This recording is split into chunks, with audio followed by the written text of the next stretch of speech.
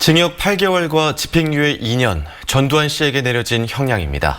고소인 측에선 이번 결과를 어떻게 보고 있을까요?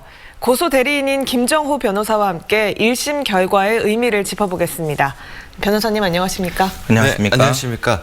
일단 유죄가 선고가 됐습니다. 예. 네, 재판 결과 어떻게 보셨는지 궁금하고요. 또 고소 대리인이시지 않습니까? 소회가 또 남다르실 것 같습니다. 전두환 해고록이 출판된 이후에 길고 긴 과정을 거쳤습니다. 일단 그래도 상식과 정의가 확인된 사필 규정의 재판이었다. 1980년 5월 당시 민주화운동 기간 중에 헬기 사격이 있었다는 역사적 사실이 최초로 사법부 판결을 통해서 확인되었기 때문에 그 자체의 의미는 상당하다고 봅니다. 다만 그럼에도 불구하고 사법적 단죄의 측면에서는 집행유예 판결이 났기 때문에 좀 아쉬움이 남는다 이렇게 생각하고 있습니다.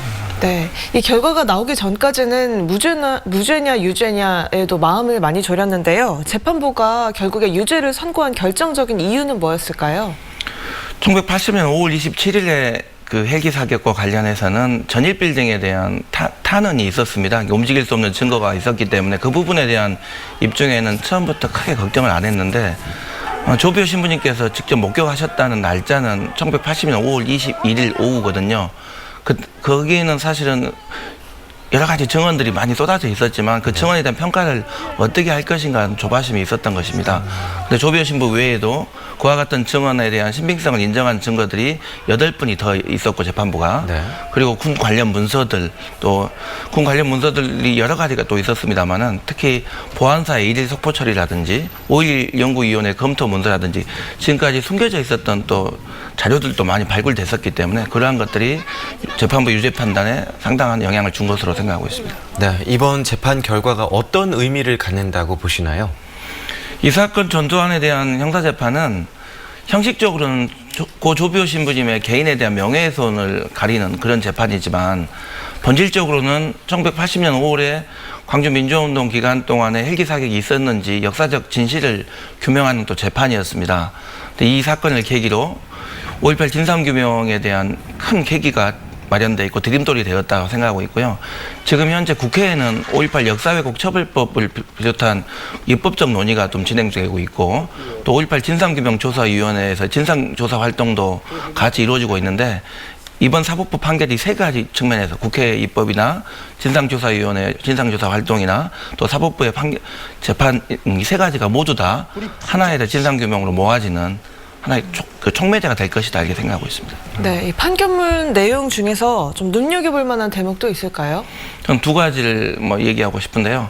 전두환이 위법성이 없다라는 주장도 했었는데 재판부가 이런 말을 했습니다. 위법성이 없다는 위법성 조각서의 주장은 사실을 적시했을 때 논의할 수 있는 건데 피고인 전두환은 허위 사실을 적시해서 명예를 훼손했기 때문에 그 논의 자체가 의미가 없다, 일고의 가치가 없다는 취지의 배척을 했고요. 판결을 마지막 선고하기 전에 재판부가 이례적으로 전두환에게 훈계 비슷하게 할 수 있다는 법률 근거를 대면 이렇게 말했습니다.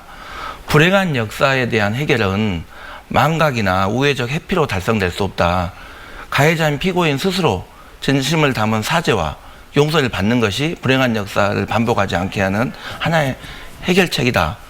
피고인은 지금까지 한 번도 반성하지 않고 성찰하는 모습을 보이지 않았다라고 지적하였습니다. 네, 전 씨 측이나 검찰 측 모두 항소를 할지 궁금해지는데요. 앞으로 재판 절차 어떻게 예상하시는지 간략하게 정리하고 마무리할까요? 항소는 일주일입니다. 양측 다 항소할 것으로 보이고 결국은 이 사건은 대법원의 확정 판결을 받았을 때 마무리될 것 같습니다. 다만 저희는 그 양형이 너무 약하기 때문에 어제의 제약을 오늘 벌하지 않는 것은 내일의 제약에 용기를 주는 것이다.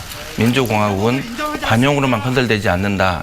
알베르트 까미의 얘기인데 그 얘기가 사법적 정의로 구현되기를 바라는 마음으로 최선을 다하겠습니다. 네, 형량에 아쉬움이 있다 이런 말씀도 해주시긴 했지만요. 또 역사를 바로잡아 나가는데 의미를 가지는 것 같습니다. 오늘 말씀 잘 들었습니다. 고맙습니다.